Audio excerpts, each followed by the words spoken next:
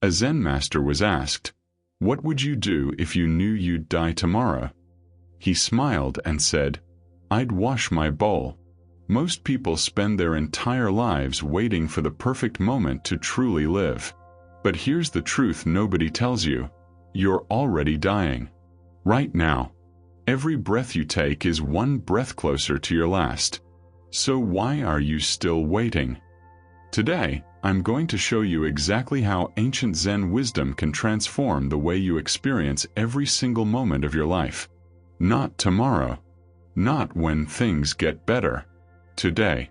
And by the end of this video, you'll know the exact practices that masters have used for centuries to live fully awake, even in the most ordy. Let me tell you about Master Takuan. In 1615, his monastery burned to the ground. Everything he owned gone. His students found him the next morning, sitting in the ashes, drinking tea. When they asked how he could be so calm, he said something that changed their lives forever. Yesterday's monastery is gone. Tomorrow's monastery doesn't exist yet. But this tea is perfect. Takuan understood something most people never learn. The past is a memory, the future is imagination, but this moment? This moment is the only thing that's actually real. And he didn't just survive that fire. He lived through it fully present, fully alive. Here's what most people do wrong. They treat the present moment like a waiting room. They're always preparing for some future moment when life will finally begin. When they get the promotion. When they meet the right person. When they have enough money. But that's not living. That's just postponing. Nary moments. But there's something even more dangerous than waiting for the future. I once met a man who spent 20 years perfecting his regrets. Every day, he replayed the moment he didn't take that job, didn't say those words, didn't make that move. 20 years. And then one day, his doctor told him he had 6 months to live. You know what he said to me? I wish I'd spent less time regretting the past and more time living the present. But by then, he'd already wasted most of his present creating an even bigger past to regret. This is what Zen masters call the second arrow. The first arrow is what happened. You can't control that. The second arrow is you shooting yourself over and over again by reliving it. And that second arrow, you're the one holding the bow. There's a Zen practice that breaks this cycle instantly. It's called dropping the story. Here's how it works. Every time you catch yourself replaying a past event, you literally say out loud, dropping. That's it. No analysis. No processing. Just acknowledgement and release. Try it right now. Think of something you regret. Feel it. Now say, dropping. Feel the difference. That's the power of choice. You can't change what happened, but you can absolutely stop carrying it into this moment. There's a Zen technique so simple it sounds stupid, but it's saved my life more times than I can count. I call it the 3-breath reset, and you can do it anywhere, anytime, with anyone watching. Here's how it works. When you notice you're anxious, distracted, or numb, you stop whatever you're doing and take 3 conscious breaths. But not normal breaths. These breaths have a specific pattern. Breath 1.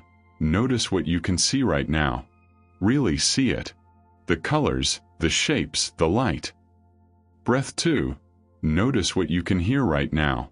The hum of electronics, distant traffic, your own heartbeat. Breath 3. Notice what you can feel right now. The chair under you, the air on your skin, the weight of your body. That's it. 3 breaths. Maybe 15 seconds total. But in those 15 seconds, you've just done something radical. You've pulled your mind out of the past or future and planted it firmly in the only moment that exists. A Zen student once asked, "How do I stay present all the time?" The master replied, "You don't. You just come back. Again and again. 10,000 times a day if necessary. That's the practice. Not perfection. Just returning. If this is making sense to you, hit that subscribe button right now. Because what I'm about to share next is the practice that changed everything for me, and I don't want you to miss it. Plus, there's a challenge coming at the end of this video that could transform your next 24 hours. Every morning, Zen monks in certain monasteries do something that would terrify most people. They meditate on their own death. Not in a morbid way. In a liberating way.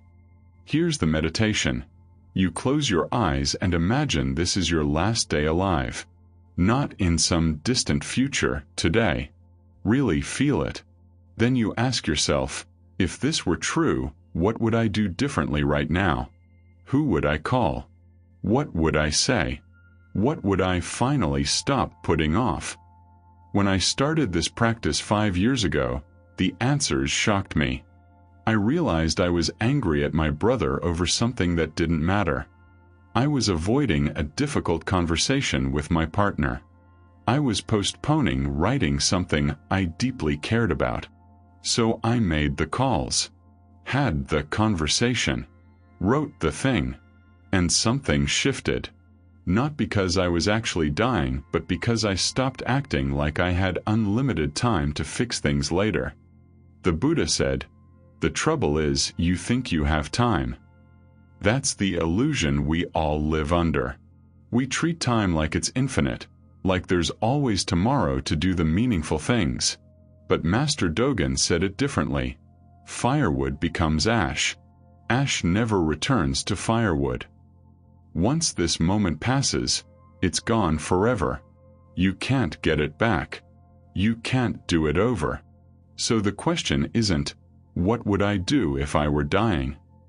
The question is, what am I doing now knowing that I am? There's a famous Zen saying, before enlightenment, chop wood, carry water. After enlightenment, chop wood, carry water. People always misunderstand this. They think it means nothing changes. But everything changes. The wood is the same. The water is the same. You're completely different. Most people are waiting for extraordinary moments to feel alive. The wedding day. The promotion. The vacation. But Zen masters found the secret. The extraordinary is hidden inside the ordinary. You just have to pay attention. I learned this from washing dishes. Sounds boring, right?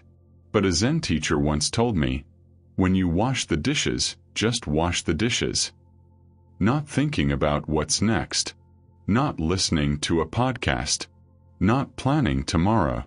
Just feeling the warm water, the smooth ceramic, the simple act of cleaning. And something strange happened. Washing dishes became peaceful, even enjoyable. Not because dishes are fun, but because I was finally present for my own life instead of constantly fast-forwarding to the next thing. This is what living like it's your last day actually means. It doesn't mean quitting your job and backpacking through Asia. It means being fully present for the life you already have. The coffee you're drinking. The conversation you're having. The walk to your car. A student asked Master Uman, "What is the meaning of enlightenment?" Uman replied, "Tea." The student was confused. The master explained, "When you drink tea, just drink tea. That's enlightenment. Everything else is distraction." All right, here's the practical part. You want to live every moment fully, but you don't have hours to meditate. I get it. So here's what I do, and what I teach others to do. The 5-minute morning practice. Every morning before you check your phone, before you do anything else, you sit for 5 minutes. Just 5. And you do 3 things. First minute. Gratitude. Name 3 specific things you're grateful for. Not generic stuff like, my health. Specific things. The way sunlight comes through my window. That my coffee was perfectly hot this morning. The fact that I can breathe without thinking about it. Specificity matters. It trains your brain to notice. Second and third minutes. Presence. Feel your body. Notice your breath. Don't control it. Just watch it. When your mind wanders, and it will, gently bring it back. No judgment. Just return. Fourth minute. Intention. Ask yourself, if today were my last day, how would I want to show up? What matters most? Let the answer come without forcing it. Fifth minute. Release. Let go of any anxiety about the day ahead. Whatever happens will happen. You can only control this moment, this breath, this choice. That's it. 5 minutes. But those 5 minutes set the tone for everything that follows. You're training your mind to come back to presence. And like any training, it gets easier the more you do it. Here's something nobody tells you about living presently. Modern life is designed to pull you out of the present moment. Your phone buzzes. An email arrives. Someone needs something. How do you stay present in a world that constantly interrupts? Zen masters have a brilliant solution. They treat every interruption as a bell of mindfulness. When something unexpected happens, instead of getting frustrated, they pause and take one conscious breath. That's the practice. Your phone rings? Breath. Someone cuts you off in traffic? Breath. Your plans fall apart? Breath. Each interruption becomes a reminder to return to presence instead of a reason to leave it. I started using this technique 6 months ago, and it's eliminated about 80% of my daily stress. Because stress isn't caused by interruptions. It's caused by resisting interruptions. By expecting life to go according to your plan. But life doesn't care about your plan. Life unfolds moment by moment, and your job is to meet it where it is. There's a story about a Zen master whose monastery was attacked by bandits. While everyone else panicked, he calmly continued sweeping the floor. When a student asked how he could be so calm, he said, "When sweeping is interrupted by bandits, I greet the bandits. When bandits leave, I return to sweeping." He wasn't unaffected. He just refused to abandon presence. That's the practice. Not controlling what happens. Just staying present for whatever does happen. So here we are. The end of the video. But really, it's the beginning of something else. Because everything I've shared only matters if you actually use it. And here's the truth. You won't. Not completely. Not right away. Nobody does. But you don't need to do it perfectly. You just need to start. So here's my challenge for you. For the next 24 hours, live like it's your last day. Not dramatically. Just intentionally. When you eat, taste your food. When someone speaks to you, actually listen. When you're walking, feel your feet on the ground. When you're frustrated, take 3 breaths. When you're worried about tomorrow, come back to now. Just 24 hours. That's all I'm asking. Because here's what I've learned. One fully present day teaches you more about being alive than 1,000 days spent half asleep. A dying man once told me, "I spent my whole life waiting to retire so I could finally live. Now I'm dying, and I realize I forgot to live while I was waiting." Don't be that person. You have this moment. Right now. It's the only moment you're guaranteed. Don't waste it planning the next one. If this video gave you something valuable, subscribe to this channel right now. Because I make videos like this every week, and I promise you, each one will challenge you to wake up and live more fully. And drop a comment telling me, what's one thing you're going to do differently in the next 24 hours? I read every single comment, and your answer might inspire someone else. Master Dogen said it best. To study the self is to forget the self. To forget the self is to be enlightened by all things. The moment you stop waiting for some future version of your life and fully show up for this one, that's when you finally start living. This is your moment. This breath. This heartbeat. Don't miss it.